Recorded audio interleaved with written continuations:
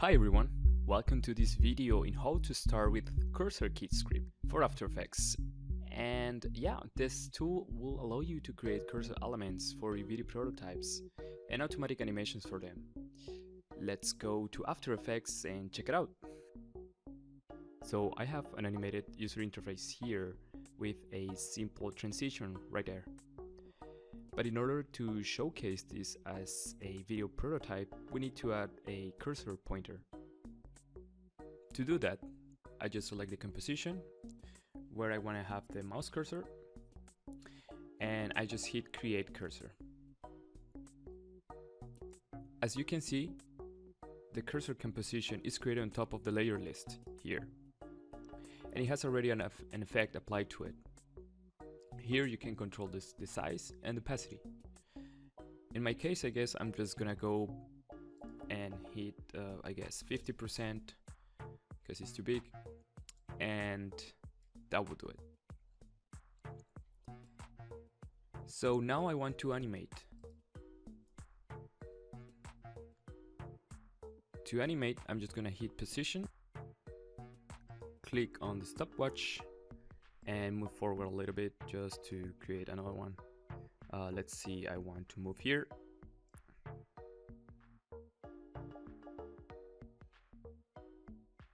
There we go.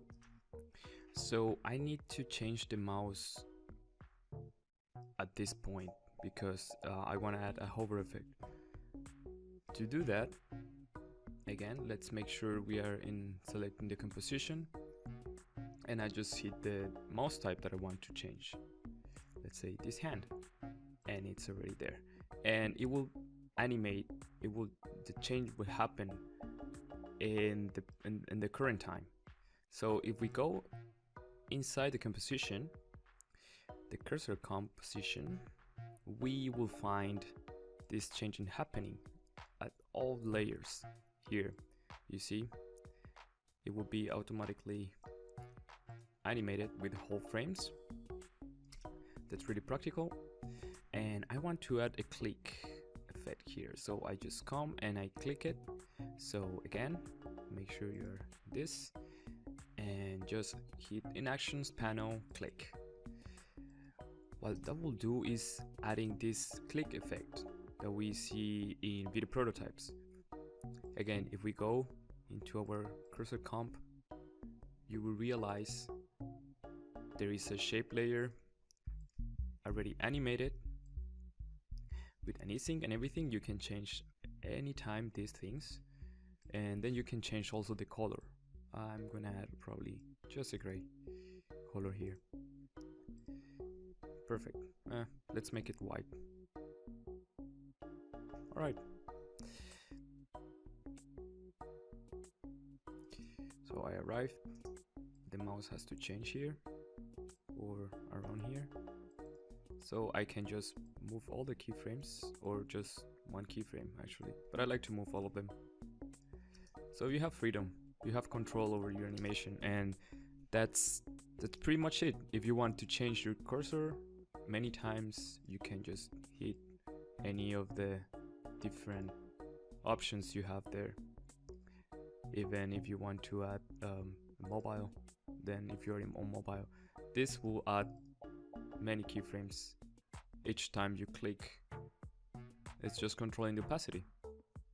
Easy to use, but really practical.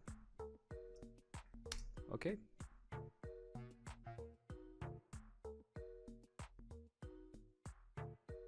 Alright, so now I want to show you the other features of the tool. I want to create now a replacement of this object on top of this one. So for that, it's we're gonna be using drag and the other cursor elements here. Let's jump right into the creating part. Here I'm gonna create my cursor already. I'm gonna scale it down, and let's keyframe this already.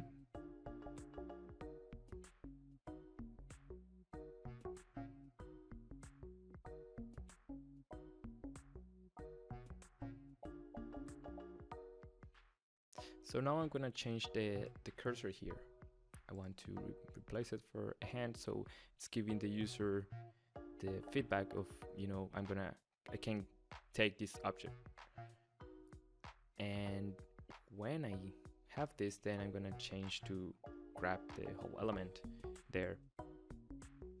And then from here, I'm gonna parent this object to the cursor. So because the cursor is gonna be driving the other object. So I'm gonna start by doing that.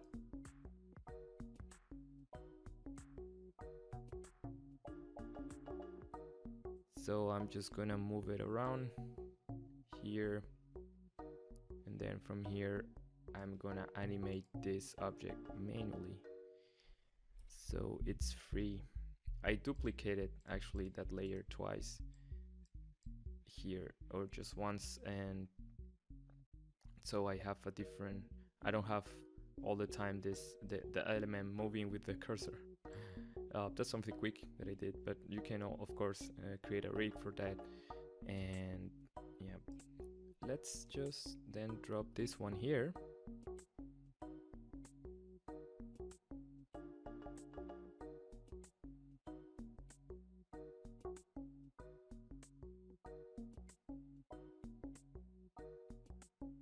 I'm gonna free the object here, so I free the thing, and then the animation starts right away.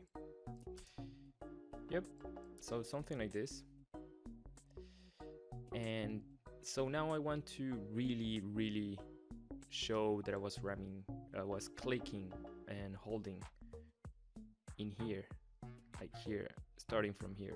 So for that, I'm gonna start by clicking in drag, but that's gonna create this ring effect here. And if I want to change the color again, I just go here, change it for white or whatever, and it's gonna be holding all the time the ring shape. And as soon as I wanna, you know, free the click, I'm saying, okay, I'm holding all this time, and then here I'm just, you know, freeing the object here and letting it go. So for that, you can just hit shift and then again drag, and you will have this little window saying you will drag on your object, or your drag will be until here. You click accept, and then you can see the animation will play backwards. So you have this nice, you know, feedback for the user saying that, you know, the ring, it's gonna, you're unclicking or you're letting go the hold effect, the holding down. So yes, that's it for the normal cursor. Let's jump into the mobile cursor.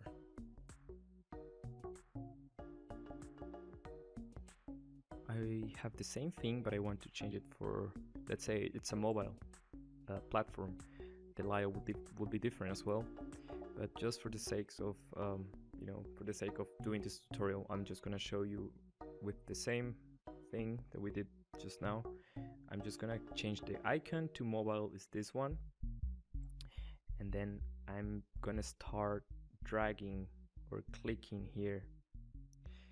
If I click and hold from here, let's say, I'm just gonna go ahead and drag, click on drag.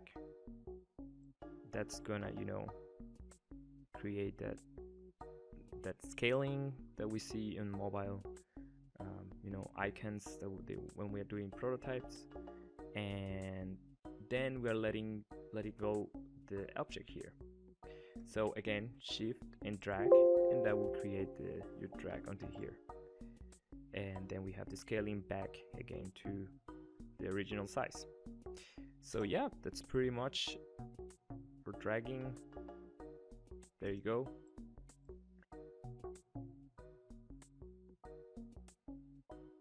So far we have most of the cursor types already showcased.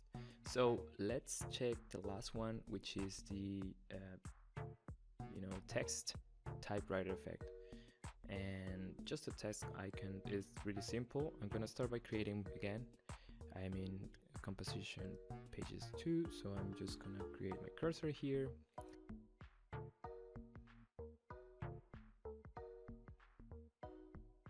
Alright, so from here I'm gonna have a change of cursor here. Let's say I want to have now the text, because I'm actually moving into this field. If then I click, then I'm gonna have a click effect here. Click, have the click there, and then I want to change to that. I'm just gonna hit shift and click again here, and that's gonna create this layer on top, which is actually the text layer here. So this layer is gonna have the properties that you used before, and I want to then change the text, and as you can see, it's gonna be automatically animated there. So I just gonna play again the animation. Yes, so it's too fast.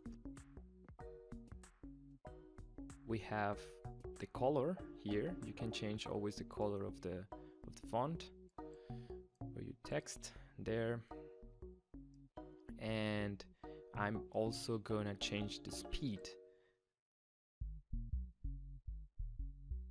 If I hit 1, what's that gonna do? It's gonna almost type 1 character each second. So yes, you can also then offset the animation. For example, if I click here, let's say I have the marker here, and I don't want the animation to start, you know, they overlap. So I can always move this slider here, and we are gonna have always this animated element here saying that it's waiting for the user to type, which is really nice. But actually I just wanted to start one second after. So there we go. It will start 1 second after. So yeah, that's pretty much it for the typing cursor.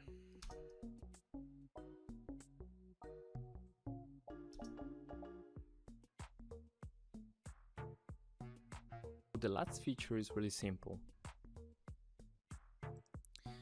I'm gonna create my cursor here, and let's say I want to have a scrolling effect. I personally don't like this feature. It was just added because some people requested, and I was doing that a lot in video. So this is just gonna add something really easy, and for example, I want then this object to be scrolling. Of course, you're gonna just animate this, but sometimes, and just sometimes, you're gonna need a feedback saying that, yeah, of course you're scrolling, and the mouse has to change somehow. In not all the cases is like this. I just wanted to add this so you have some kind of visual statement saying that you're scrolling. So for that, I just gonna, you know, add scroll, hit this button. So in this case, I'm scrolling down.